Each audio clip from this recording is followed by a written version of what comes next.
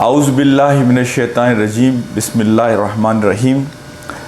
آج ایک چھوٹا سا کلپ میں حیا کے حوالے سے آپ کے سامنے رکھوں گا۔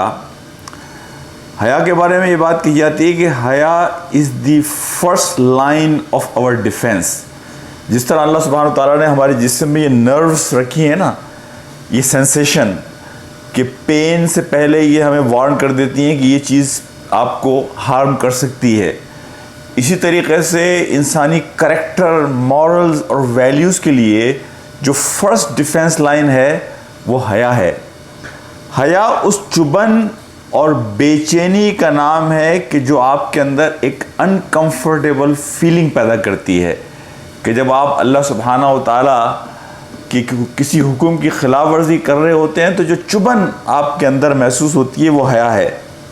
حیا اپنے وسیع تر معنی میں حقیقتاً بنیاد ہے ایک اچھی، بھرپور، کامیاب زندگی اور آخرت کی کامیابی کی۔ حیا اپنے اللہ سے کہ اس کی نافرمانی اور اس کے سامنے پیش آنے والی شرمندگی سے بچا جائے، وہ حیا کا سب سے بڑا حقدار ہے۔ یہ حدیث ہے نبی پاک صلی اللہ علیہ وسلم کی کہ اللہ حیا کا سب سے بڑا حقدار ہے۔ حیا نبی پاک صلی اللہ علیہ وسلم سے کہ میں ان کا امتی ہوں، کوئی ایسا کام نہ کروں کہ جس کی وجہ سے انہیں تکلیف ہو اور مجھے ان کے سامنے آخرت اور روز حشر شرمندگی اٹھانی پڑے۔